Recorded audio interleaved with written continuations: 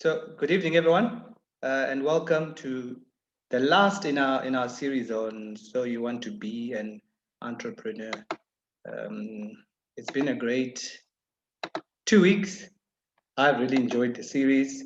I hope you have too. Um, yes, and today I'm not sure. What are you seeing? Are you seeing the list of our guests that were there? Dennis, just confirm for me if you can see my screen. Yeah, we can see your screen, and I see all the wonderful entrepreneurs that have accompanied us along this journey. Yes. So it's been an amazing journey, and for me, I mean, each of the speakers, it's so much for us to take away.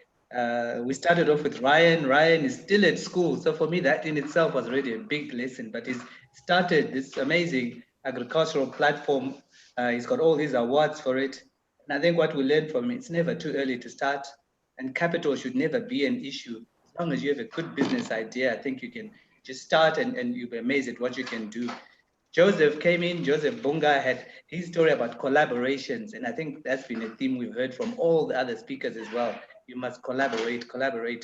Norma had her story as well. And what I liked from Norma was really about that small circle that she has around her of cheerleaders and advisors. And it's critical because you can never really do it on your own.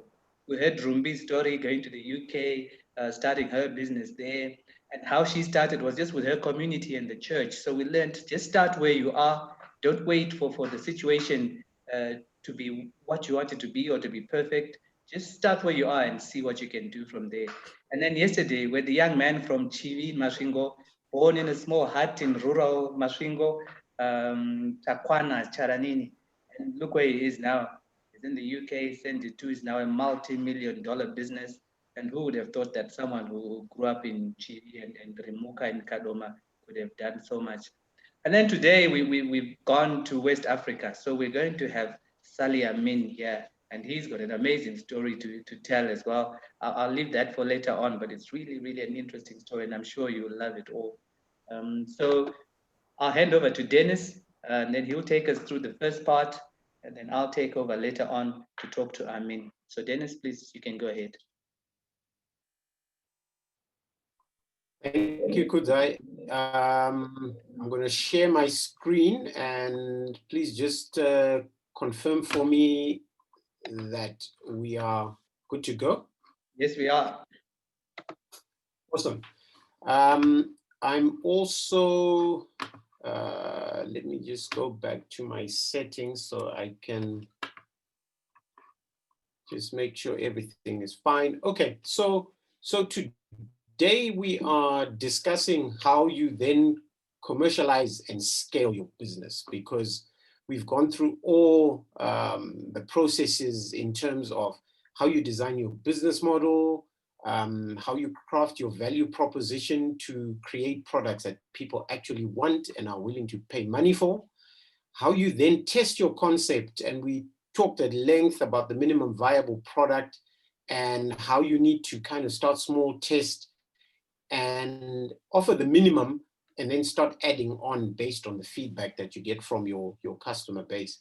And then today, we're going to now discuss how you blow this thing up, this wonderful idea, this wonderful concept that you've come up with. How do we now create it into a commercial success?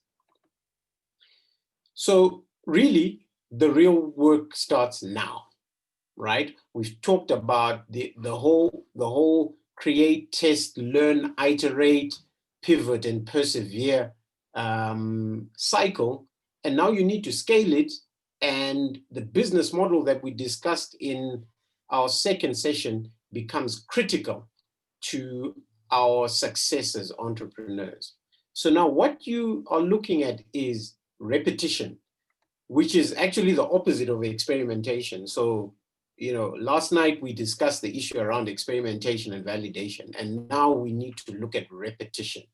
So you found something that works on a small scale. So now your objective is to repeat it as quickly and as efficiently as possible in order to drive revenue. So we were initially looking at effectiveness, which is doing things right. And now we're looking at efficiency, which is really eking out the best value that you can out of your concept. So the question now is your venture actually scalable? And you remember right in the introduction, we discussed the whole issue around your ability to scale your business. In other words, have you just created another job for one, which requires you to be stapled or chained to your venture? Or have you created a business model that you can actually scale and possibly replicate in other places? So there's some critical questions that we need to ask. And those questions are, first and foremost, do I have the right team in place to be able to scale? Do I have all the critical resources that I need to grow my business? Do I have the right systems and processes in place? Because for argument's sake, you could have been experimenting in a kitchen, but now you need to do things on an industrial scale. Can you do that? Can my supply chain partners actually support my growth? And then the last one is, and one that is very critical, is have I actually taken all my costs into account for me to be able to grow my business to the next level? So if you want to scale up successfully, you need to realize that scaling up is dependent on you as the founder and your vision. And you will have the propensity to scale if your vision is firstly to get your product into as many customers' hands as possible. If you're interested in seeing how your customer base actually interacts and uses your product, because there's a lot of learning that you get out of that. And that learning is actually continuous. And coupled to that learning is getting the feedback for you to be able to improve on your value proposition. And then lastly, just that desire to continue to solve your customers' problems consistently. So great founders of businesses are those who actually want to make a difference. I remember talking to somebody the other day and I was saying to them, you know, as an entrepreneur, the last thing you should chase is money. What you should be chasing is chasing problems, because problems will always want to be solved, and there's always an opportunity for you to make profit out of solving those problems. Now, a lot of big companies pay lip service to the issue around people, but please believe me when I tell you that people are actually your greatest asset. It's not a cliche. It's actually the most important thing that the business has. Because ultimately, it doesn't matter how much you automate your systems or use technology, all of that is driven by people. So building a team, it's not just about filling offices and chairs with warm bodies. It's critical for you to get the right team. And when you're starting up, you actually need a team of people with, you know, the following characteristics. You need people who are in sync with you as an individual and a personality, and how you actually envision. And then you need people who bring unique skills and attributes to actually complement you as an entrepreneur. So I'll give you an example. I mean, I am the furthest thing you will ever come across from being an accountant, right? But as I put together whatever venture I'm looking at putting together, I start looking at my skills gaps. And one of my biggest skills gaps is in the issue of accounting and finance. So I'm always going to be on the lookout for somebody who has an interest in my venture, but also has skills and attributes that can come and complement stuff that I can't do. And we're going to talk about that in a little bit more detail later on. And then the other thing is you need people who are good at follow through and getting things done. Because remember, as a startup, you've got limited time, you've got limited resources, and you're operating in an environment of high uncertainty. So you need jacks of all trades who can get things done quickly. And then you also need people who focus not on perfection, but speed and directional accuracy. And when I talk about directional accuracy, you as the as the entrepreneur, people need to understand the direction in which you want to go. And you can't be in so many places at the same time. So your team needs to almost second guess what you would do in a critical situation and be able to follow through and get stuff done. And remember, we're not focusing on perfection, we're focusing on effectiveness as we start up. But as we grow, what makes for a successful venture is actually having the right people at each critical stage of the entrepreneurial journey.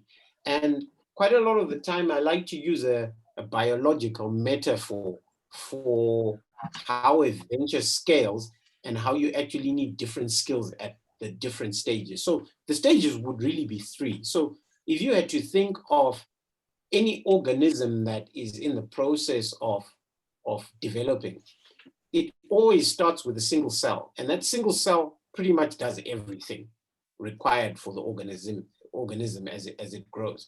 And you could liken that to the lone entrepreneur who's busy ideating and coming up with a concept of a business that they want to start. But what then happens is that there's the process of cell division, and that cell replicates itself into several other cells. And these cells are also able to multitask and do a lot of stuff. So you could liken this to being your founding team in terms of shareholders or partners, or your first batch of employees. And these are the people who should bear those 4 characteristics that I spoke of earlier. But then there's the next stage where there's now a multiplication of cells, and these cells start becoming very specialized. So think about the liver or the eye or the pancreas or the ear. They now have specific functions to be able to get this organism to function properly. And in an organization, we're now looking at specialized skills such as finance, sales, research and development, quality assurance, and that sort of thing. So your organism will develop, and you will need different skill sets at each stage of that journey. And so a lone entrepreneur will always start small, stay small, and die small, unless they have a team of competent, passionate people actually. So if you think about some entrepreneurs who are household names, I put up that picture, Steve Jobs, Apple, Strive Masiwa, Econet, Mark Zuckerberg, Facebook. But a lot of people don't realize that none of these people have done what they did on their own. And so you start mentioning names like Steve Wozniak, who was actually the technical brains behind Apple. Steve Jobs was actually the conceptual genius behind Apple. But Steve Wozniak was actually the guy who managed the guts of the beast in terms of the actual technology for iPhone, for iPad. Well, he had left by the time they did iPad, but the Mac computer and all of that. Steve Wozniak was really the brainchild behind the technical side of that. And the great Steve Masiwa as the founder of Econet and serial entrepreneur. Nobody thinks of some of these names. We hardly ever hear about Zaacoal, Elvis Gwanzura, Douglas Mboweni. But these are the guys who are actually behind setting Econet to be the global giant that it is today from a telecoms perspective. And for those who probably watched the movie, I think it's called the Social Network. Mark Zuckerberg didn't start on his own. He started with a team of founders who actually walked with him through the journey. So entrepreneurship is actually a team sport. And it also goes back to our first session when we discussed the whole concept of breaking those myths around entrepreneurs and seeing them as these lone geniuses who come up with these great ideas. Yes, there is an element of intelligence and specialness to the founding entrepreneurs, but they're all surrounded by a team. So, my word of encouragement is never forget that, you're not an island, and you're going to need people to actually assist you to reach your vision. So going back to some of those questions that I started with when we were talking about the business model. And with the business model, if you remember, we had the front stage and the backstage. And scaling up your business talks a lot more to the backstage of the business, because that's the engine room of stuff that people don't get to see, but are actually critical to you being able to deliver your value proposition consistently and being able to deliver that value. So scaling up it's not just about replicating what we did with our minimum viable product that we discussed yesterday. Rapid growth brings about with it a lot of changes from a financial and operational perspective. We've already talked about team, and team is the most important, which is why I dealt with it separately. But there are financial and operational challenges that your business model is going to undergo. And your key resources, if you remember that building block, are those resources that your business must own and control. You cannot subcontract that stuff to anybody else. And these resources need to be flexible enough and scalable enough for you to be able to handle the growth hurdles that your business is going to encounter. So also, adequate financial resources are also required. And this is when cash flow becomes king. My experience with growing a business has actually been that rapid growth can sometimes be dangerous to your business. And I'll give you an example, is that without the right level of cash flow, sometimes you might need to actually manage your growth. Because picture a situation where I had a business that grew rapidly, and all of a sudden I was asked to start supplying into mainstream retail. So your Pick n Pays, your ShopRites, your Spar outlets. I mean, that is every FMCG entrepreneur's dream, to be listed with the big guys. And the orders started coming in. But I forgot the fact that I needed quite a long cash flow cycle to be able to service these guys, because they only paid me 60 days from statement. And they were continuing to place orders, but I was now supplying orders that were only going to be paid in 60 days time. And I was sitting on invoices that were going to be paid in 30 days time, no stock. And had to quickly learn the lesson about how you need to either manage your growth if your cash flow is limited, but also you need to realize that there are a lot of stresses that come with growth, because your team suddenly gets a shock to the system that instead of doing 10 deliveries a day, your client base now wants 60, 70 deliveries a day. Now, can your system handle that? So do you have the resources, and are you flexible enough and scalable enough with your current resources to then scale? The second question is whether you've got the systems and processes in place. And these systems and processes, as you scale, sometimes require changing, upgrading, or automation for you to be able to deliver at scale.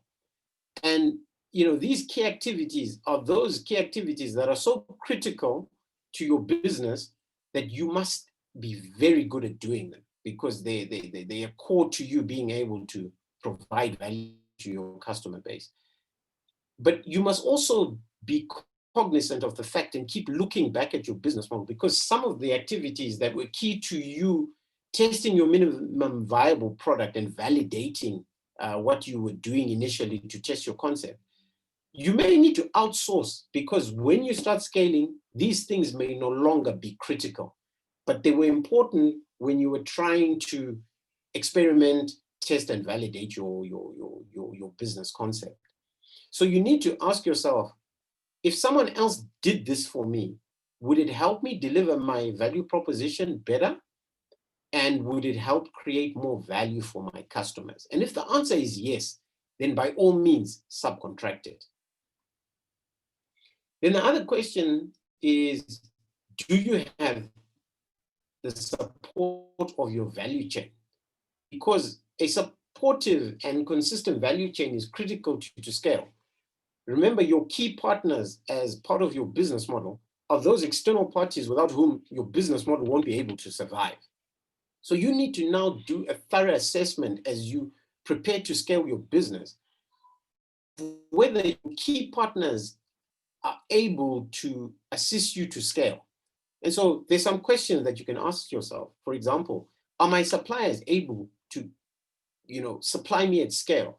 I'm going to use Amin as an example to say, once my business reaches scale, am I actually going to have a sufficient and consistent supply of cocoa waste for me to be able to supply my market with charcoal? Because if that is not the case, I need to start looking, and this is now point 2, what alternatives are available in the event of my current suppliers failing to meet my obligations in terms of their obligations to me in terms of supplying me with the critical raw material or service. And then the other thing that a lot of entrepreneurs do not look at is actually assessing the balance of power between your suppliers and your venture. Yes, you may be small, but remember the balance of power is driven by your propensity to grow. But you also need to look at how the negotiation dynamics may be. Because as you grow your venture, you actually should be getting lesser and lesser costs in terms of your inputs because of economies of scale. So you need to check and see who your supplier is and how much they can actually hold your business to ransom from a supply and pricing perspective.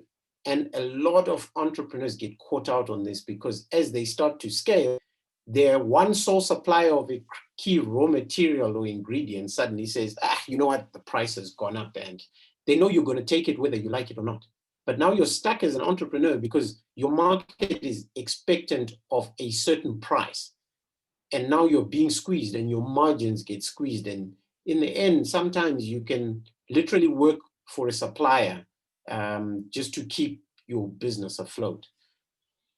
Then the other one you need to take cognizance of is competition. So do any of your competitors use any of your key partners? And I'll give you an example of, the beverage industry where, back in the day when I was in the beverage industry, there was a small player who came up with an excellent craft beer, which they were servicing the market through returnable glass bottles. And what happened is, as the venture grew, the major brewer in Zimbabwe started looking at this and decided that they were going to put these guys out of business. And all they did was go to the biggest supplier of glass bottles and place an order equivalent to 3 years' supply. And all of a sudden, the supply of bottles ran dry and these guys went out of business. And this was not because they had done anything bad. They had the right value proposition. Customers were buying, their business was growing, but they didn't look at their business model in terms of where the potential inflection points would from a packaging supply perspective. I mean, imagine, what else are you going to do if you can't put a beer into a glass bottle? So that business died as a result. So word of warning, look at who else uses your key partners. And if it's any of your competitors, start looking around for alternatives. And then also, overall, have you assessed all your supply chain risks? Because now that you're about to scale, there are a lot of expectations that are going to be placed on you by your customers to be able to deliver consistently. You don't want to let your customers down. And then, if you go back to our business model, remember we have the front stage and the backstage. So does your revenue exceed your expenditure when you're operating at scale? And this is the most important assessment you need to make sure that your backstage is less than or equal to the front stage of your business model. And so the best method to use that I find very useful is to actually allocate different costs to each of your building blocks. What does it cost you to reach your target segments, say from a marketing perspective? how do I nurture my customer relationships, and what does that cost me? What are my distribution costs to my channels? My value proposition, what does it actually cost me to manufacture this thing or to provide this service? Am I charging enough? Are my key partners, and the backstage is what we've discussed in detail. Are all these things going to end up with a situation where this gives me profit? So when you're at scale, you're going to get some savings through economies of scale. For example, if we look at raw material costs, but you must also be very careful of significant cost increases as you scale your business, such as your sales, marketing, and distribution costs. So you now need to change your mindset and start looking at how you can eke out efficiencies. So it's not over, it's actually just starting. And there's certain things, I know the world is very uncertain, but there's certain things that are pretty much cast in stone that you will experience as an entrepreneur. And the first is that your tenacity and your resilience as an entrepreneur, it's going to be tested to the limit. It will be tested. Somebody will try and steal your lunch. So if you've got a valuable business, competition is inevitable. Your team, as we discussed, it will change as you grow, and you need to embrace that. Don't be emotional about losing people, because remember, sometimes your organization can outgrow people's capabilities, and that's a fact of life. And let's not be sentimental about it, because we're on a growth journey. Your growth will be determined by the size of the problem that you're trying to solve. So understand that if you're trying to solve a big problem, your growth path may be consistent for 5 years. Are you willing to stay the course? Or because you've got a finite opportunity, your growth may come to an end in year 3, and then you must decide whether you want to pivot your business or innovate some more to try and create more value. Your business model and your customer needs are going to change over time. That you must accept, and you must then realize that, that whole concept of having a stethoscope constantly on the market becomes critical. It will not be easy, believe me. I think we've had sufficient testimony from our guests that entrepreneurship is not easy, but you will learn a lot.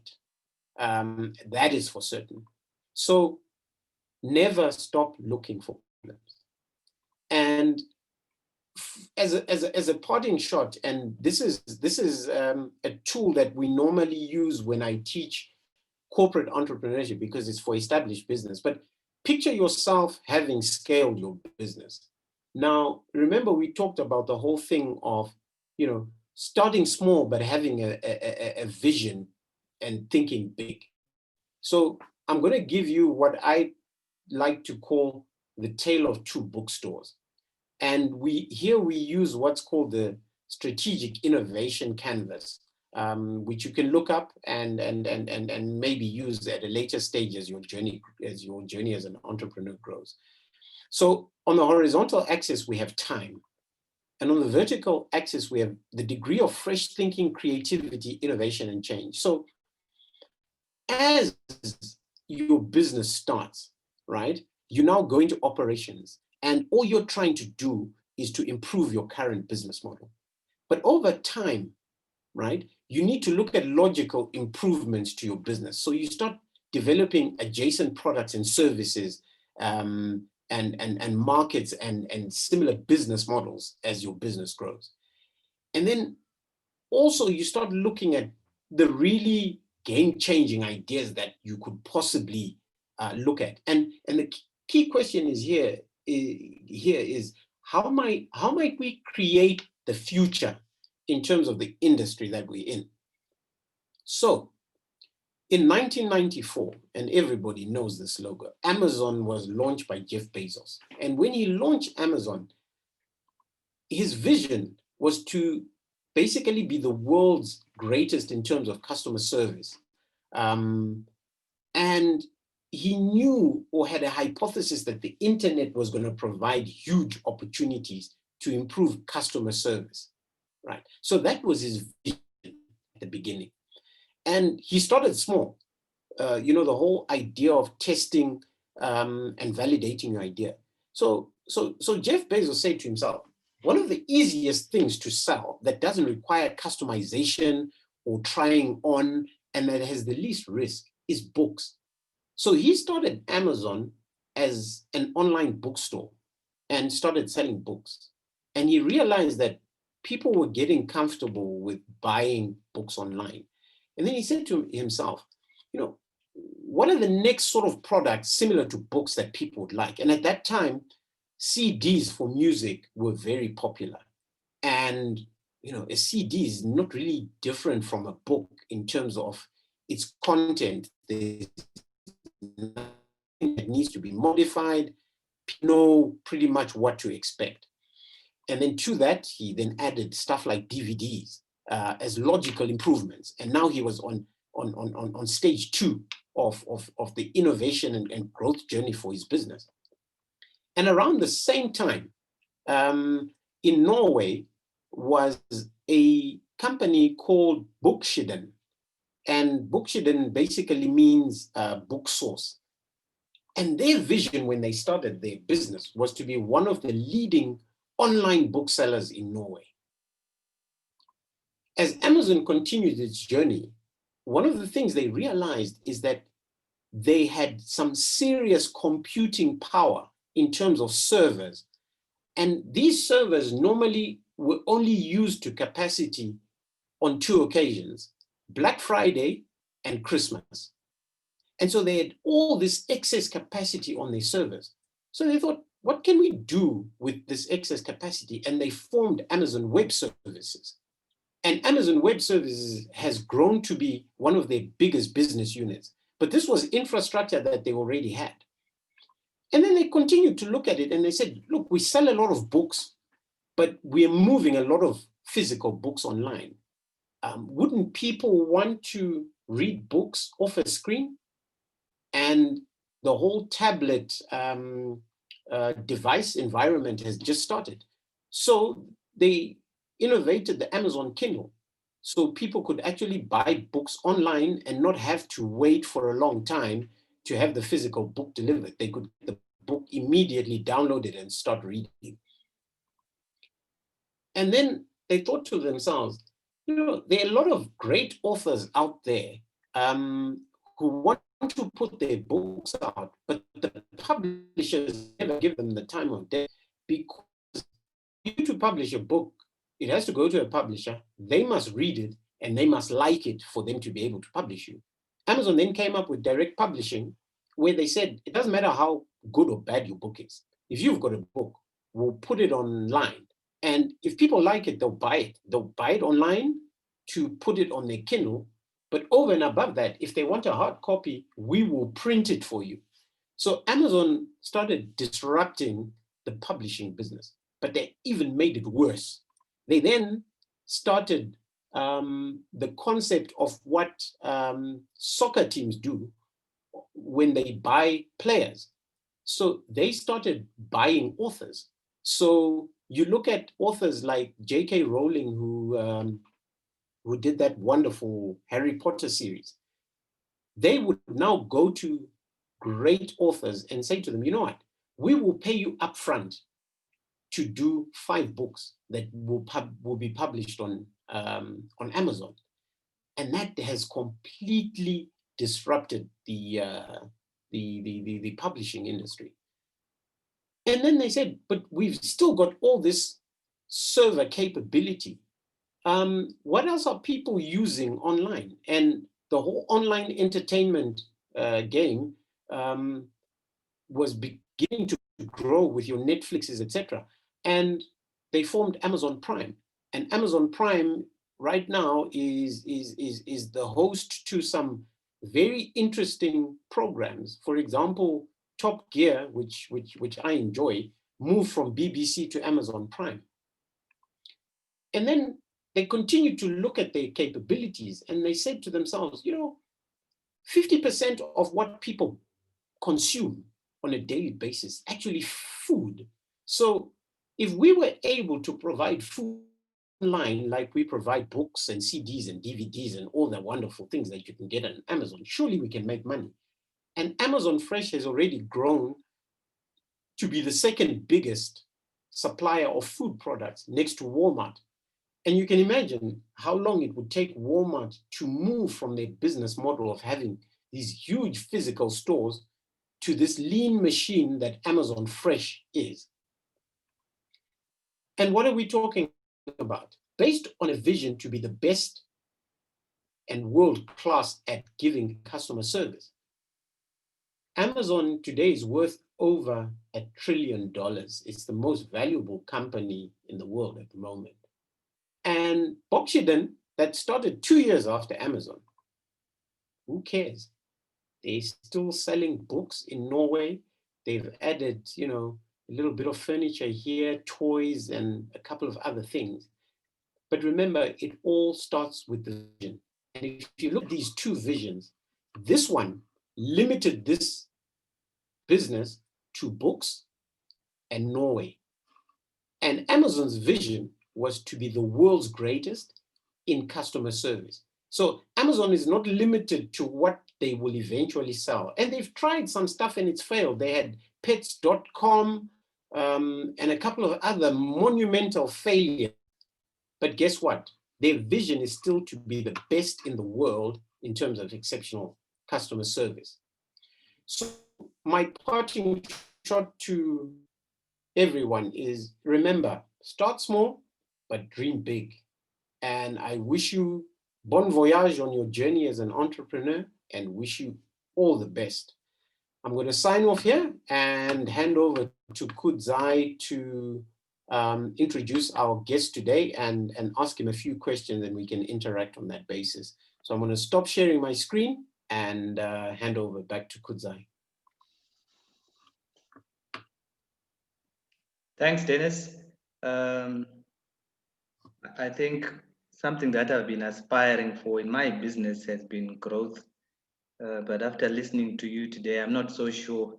I think my take-home lesson from this is that that's where it begins, and you just need to be careful what you wish for, because you still need to manage your growth. So thanks for that session. So now we want to go to our session where we talk to an entrepreneur, and then today we have Sulley Amin Abubakar. We'll call him Amin, and that's the name he prefers to use. So today we're going to talk about Amin. Now, Amin's journey as an entrepreneur started where I think a lot of us dreamt to be when we were younger. So my dream was to be a lawyer. I mean, I always dreamt of being a lawyer.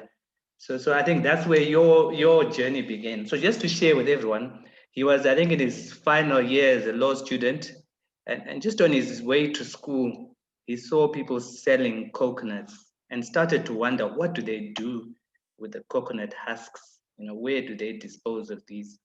And then when he just explored, he then went to the beach and saw that that's where they were just littered all over the place. And I think that's where the idea first came of then starting this charcoal production company. And what he thought of was then using this coconut husk for that. And then after that, he then traveled. He just didn't start the business straight away. He then went to northern parts of Ghana just to learn more about charcoal production. So he went to learn how others were doing it. And then after learning, he then experimented on a small scale at home. And then later on, then started to grow it. Now, to grow his venture, he needed money. So what did he do? Being the wise young student he was, he used his school fees to fund this new venture that he wanted to start. Needless to say, I don't think he told his parents at that time what he had done with his money. So he went and started his venture. He opened his own factory, and then that's when he went and told his family that look at what I've done. And I think they've now become like his biggest supporters. So with that, welcome Amin, and thanks for sparing time to talk to us today. You're welcome, Pujai, and great to be with you today. Thank you. Let me start at the place of your school fees. Just I mean, when you've thought of, you know what, I'm not going to pay my university fees. Let me use this for my venture. Just take us through what was going through your mind and what made you finally decide to go ahead and do this risky business. Okay. Thanks for the opportunity and good evening to everyone. I have always been a very curious person. So when I found out, just like you said, there was a lot of these ways everywhere in the city that I could really make use of. I, for a long time, always wanted to create something. I have for a long time been following companies that impact the world, not necessarily financially, but also having presence in everywhere and impacting almost every part of our lives. One of such companies has always been Caterpillar, as in a company that makes these big heavy duty machines. So even though I was still going to school to be a lawyer, I was always inspired by the Caterpillar story. I've always read anything there is to be read about people like Steve Jobs and how they started. I mean, I think I consumed the entire content on Microsoft and Kata just to be sure of my future. So for a long time, I had a vision of where exactly I wanted to be. And this vision actually led me throughout all of these journeys.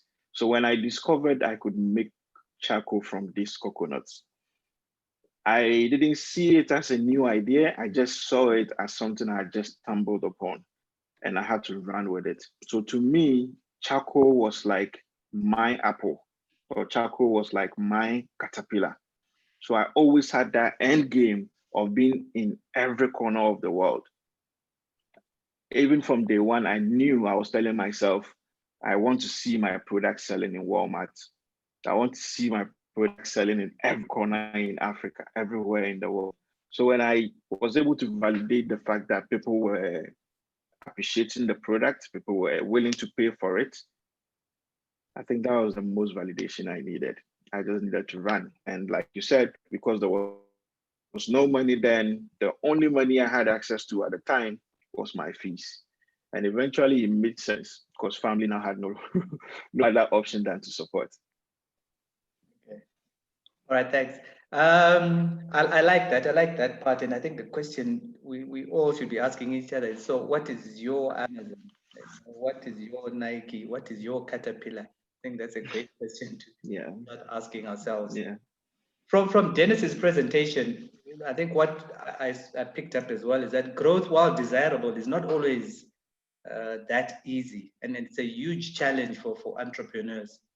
We've seen that your business is now growing and you're scaling up. What are some of the growth related challenges that you faced and how have you managed these challenges? It's very true. We've had challenges. I mean, a business without challenges is probably living a lie. That's always been challenges. We've encountered a lot. I didn't prepare myself for all of these challenges. I never expected I would be able to endure all of these.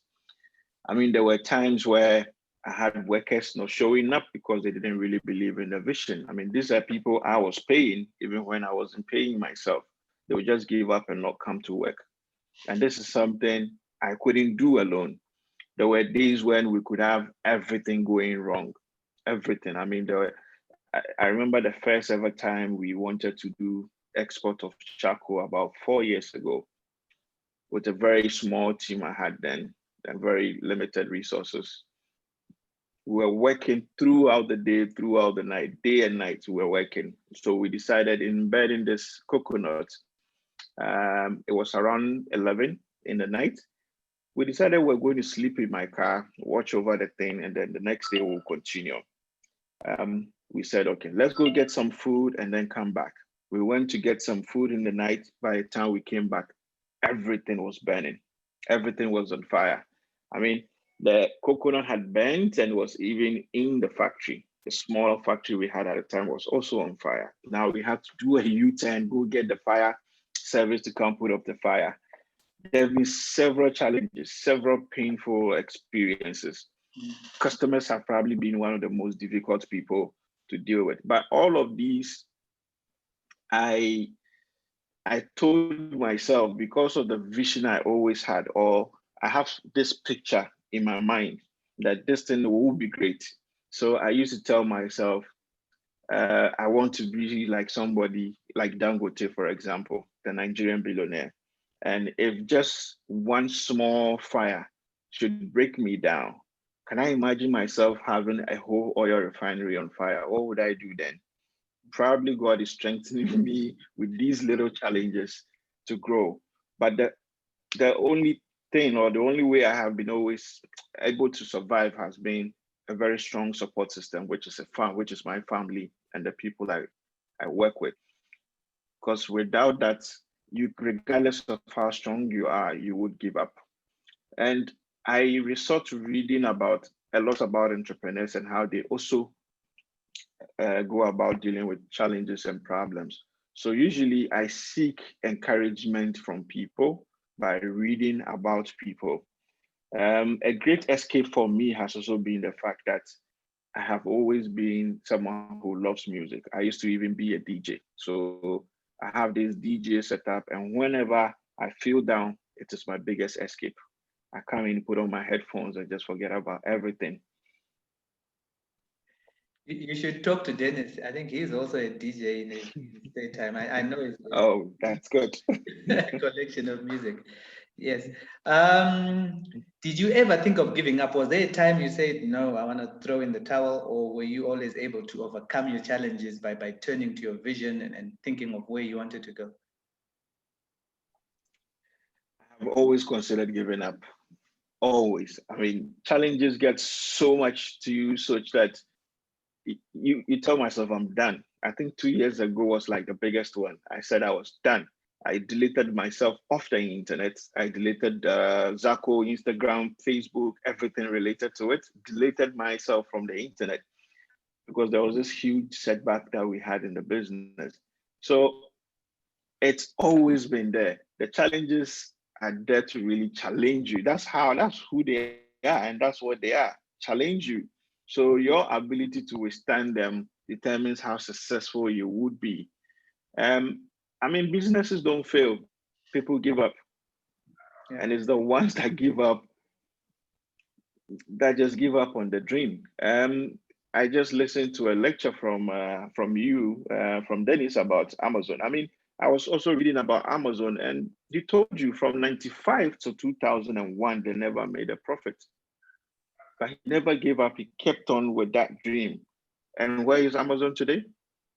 So basically, challenges have always been there, always considering giving up. I mean, there were days I tell myself, I'm done with this thing. After deleting everything about Zaacoal, the next day I find myself in the factory working. These dreams have a way of seeking you out, isn't it? Yeah. So I like the way that you seem to read up. And when we look at your journey, it's almost like if you see what Dennis has taken us through the last 5 sessions, where you discover a problem, first you test it and validate your idea and your business model, and then you then grow it and scale it up. Was this by chance, or did you actually go through the process and know what it is that you were going through? I went through the process. I really loved going through the process because to me, it was my lesson. It was my experience. I've always held this thought that this experience is what will decide or what will inform who I become when I am the Dangote or the Bill Gates or the Jeff Bezos. Mm-hmm. So I really, much as they were painful, I really wanted to experience them. I've always been a hands-on person. I don't sit in the office and watch people do the thing. I am actively involved in the day-to-day running. I want to see how, I'm super curious. So I really want to feel what that worker of mine is feeling. So when he complains, I know exactly what he's complaining about. So all of these put together kind of prepared me for this journey. It hasn't been by accident. Probably I came across the idea by accident, but sustaining it to this stage has been one of tenacity, one of mental strength, and really one of vision. Because I think enthusiasm for the job has also led me here. Because to me, enthusiasm is like the fuel. It's like driving your car and running out of fuel. The moment you lose that enthusiasm or the joy for what you do, I mean, that's when the entire business falls apart. But I love what I was doing. I started it without any plan on making money. I started it because I saw waste and I wanted to make something out of it. I saw people cutting trees and I wanted to prevent that. So I will give them an alternative. I saw a lot of problems, and instead of complaining about it, I wanted to act on it. So money has never been the motivation, but it led me to where we are today. Yeah, great that. And so was this self-taught, or did you then, after you left law and went to the business, did you do any formal or informal training on entrepreneurship, or is it just through your journey that you've come to know as much as you know? Yeah, after doing Zaacoal for 3 years, I decided to get formal training. So I did an MBA in impact entrepreneurship to really formalize this whole mindset or this whole idea that I have of being a business person, just to be able to grow my business. Okay. We heard Dennis talking about your team. So maybe can you just take us through how, and you also, I heard you saying, one of the key success factors for you is the people and the support around you, and you included your team in there as well. Just take us through what's your team like, how has it developed since you started, how many people do you have? Yeah, so when I started at the time, it was just myself doing experiments to see how this whole idea was going to work. I brought in a neighbor of mine at the time who came along. We were working together. This guy also left. I've got in a lady. She's still with us. And then I got another young man. There have been people that have come and left. From just myself to 3 people, today we have about 15 people. We would love to increase our numbers, but as businesses, we also want to increase efficiency. So our current production capacity has a lot of technology to cut down on the inefficiency. So we have 15 strong team with the help of technology, and we're able to churn out as much as 3,000 bags every hour. Wow, that's a lot. Eh? So now, I mean, with such production and being like the biggest charcoal producer in Ghana and I think possibly West Africa, you obviously must have had to formalize. Besides the MBA that you did, anything else that you did to maintain the entrepreneurial mindset in your business? Yes. Besides just doing the MBA and reading about entrepreneurs and watching a lot of these YouTube videos about them, one thing I did was I found myself going for these pitch events across the country. So even if it got nothing to do with what I was doing or my industry, I would go to these guys, go to these events and watch other young entrepreneurs pitch their ideas. The mere fact that we had other young people or new people trying to do new things to solve problems really kept me going. It made me feel like I'm part of a special breed of people who were solving problems. And that alone felt special. So I can tell you're passionate about the environment as well and solving these problems. Did you ever think when you were setting up between social enterprise and a profit-making business, how did you decide which way to go? Yes. Initially, I was all for the social enterprise, all for the environment and the impact of it. But eventually, you realize that much as you want to solve a problem, people also need to survive. Workers need to be paid. So there shouldn't be a disproportionate division of how we run the business. What I actually did was that I found a balance. We found the middle ground. Our main focus was impact. And I always held this belief with impact would come profits. When you solve a problem, the problem now begins to fill your stomach or put food on your table. So with that mindset of solving a problem, primarily, it kept us going because You drive every day and you see coconuts on the streets. You drive every day and you're seeing people cutting trees for firewood or charcoal, and you have a solution. So whether the people could afford it or give you money for your product or not, you knew there was a problem to be solved. And by mere fact of us solving that problem, kept us going to a point where now we could produce all of these volumes so we can reduce the cost of the product. Now everybody around us could afford. So you realize that in solving the problem, now we are at the lowest minimum price. Indirectly, we have a lot of customers now able to afford the product because it's at their price point. Indirectly also bringing in a lot of revenue to us. Okay. I think your growth has been phenomenal. When I read it, I saw something like you started at 5 bags a day. Then I think the latest I saw was 500 bags a day. And now I hear you talking of 3,000 bags an hour. And that's really amazing. And I think for me, it just shows as well that it's not by accident. It's very intentional the way that you've grown your business. So that's really motivating. Maybe just to round off, and you're like our final guest in this series, so it's been great having you. But what words of encouragement and words of caution would you have for our participants along their journey as entrepreneurs? Right. So basically, my pattern words will be: when you see a problem, you should also know that you're not the only one seeing that problem.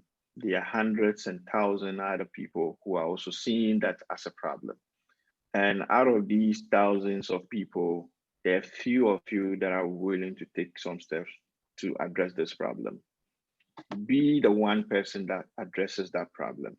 When you're able to address that problem, you realize that you have not just addressed the problem, you've created a business with 1,000 more willing customers. Because mind you, all these other people had the same, they all felt the same problem and they all saw it as a setback.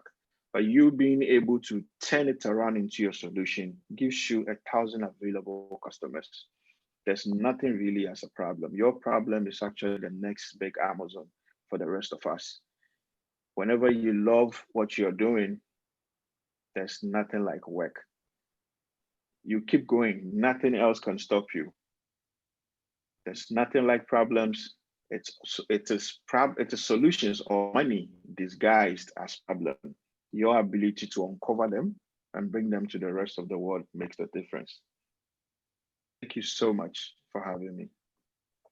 Thank you. I mean, that was amazing. And I think a really inspiring story. I think for me, not just the start, but even the way that you're now progressing and building, you can definitely tell that you're someone on your way to being the next Bill Gates on Africa. So. Amen. Amen. All right. Thank you so much. Dennis, any questions you have for Amin? No, not really, could I really just want to say that, you know, it was awesome to have Amin as our final guest, because if you really go back to all the topics we've covered since we started, it really proves that, you know, entrepreneurship education is something that is critical, because all the concepts that we've been discussing and that we've taught, some entrepreneurs actually go through them intuitively without actually thinking that, you know, I'm ideating and I'm testing my business principle. But research has been able to gather insights from people such as Amin to actually come up with a model that people can use to learn. And if you look at the whole lean startup methodology, it's designed to lessen your chances of failure. Because how many people out here have actually started businesses or ventures on the basis of, I'll build it and they shall come, and then they don't come because you didn't test the model, you didn't test your pricing, you didn't test your flavors or your variants of whatever it is that you wanted to do. And similarly, in the world that we live in today, where financing is becoming difficult to get, approaching a financier with at least a half-baked cake is better than presenting him with a 100-page business plan and projections and nothing else to show for it. So I'm really appreciative of Amin coming through today to basically validate all the theory, for lack of a better word, that I've been trying to impart to our guests, to say, these are practical things that you can actually do and be able to succeed. So Okay. yeah, that's my parting shot. No, thanks for that. And I think it was really amazing to see it in practice, what you've been taking us through. So thanks as well, Dennis, for all these sessions that you've taken us through. For me, there's so much I learned as well. I mean, I've been in business for quite a while, but maybe just, almost doing it by chance. And I really like the things about solving problems, about being intentional and systematic that we've learned from you, about the idea of dreaming big but starting small as well, and also just trying to find a way to work on your business and not in it all the time. And that thing on perseverance, I think for me was key as well. And we also saw it from Amin today. When you face those challenges, what will take you through it is your vision and knowing where you want to go. There's a poll that I've put up. If I'll be happy, please, if you could all just fill it in. We just want to know from you, from what we've covered so far, what would you like to get more information on? I know some people had filled it in. I've just restarted it. Apologies. If we can maybe just complete that again, so we can also just get an idea and feedback from you. We've done these sessions. What is it that you would like to learn a little bit more about? That's the first question. And then second question, as an entrepreneur, are there other areas critical in your journey that you think we haven't covered? And maybe if you could then just share with us in the chat box what it is, because I'm sure we're going to maybe have another session later on, Dennis, that we can then maybe add information to share, or we can just see which areas people want us to discuss again. I saw Norma talking there about BMC. So, if there's anyone else with anything else that you'd like us to cover, please let us know, and then we'll talk to Dennis nicely and have him come back with another session for us. Okay.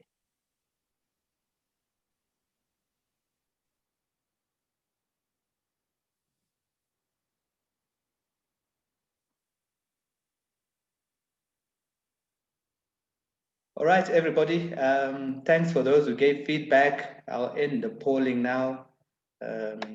It's been great over the last week. We were trying out to see how it would work if we're having them daily. I think the first set of talks we had were one a week. So it was good to see you all attending these 5 sessions. We've got a number of people that have been appearing through the 5 sessions. We've seen you. It's fantastic. If you need any help with your business, and we're really opening this up to anyone, just get in touch with us and let us know what assistance you might need, and then we'll see with Dennis what it is we can do.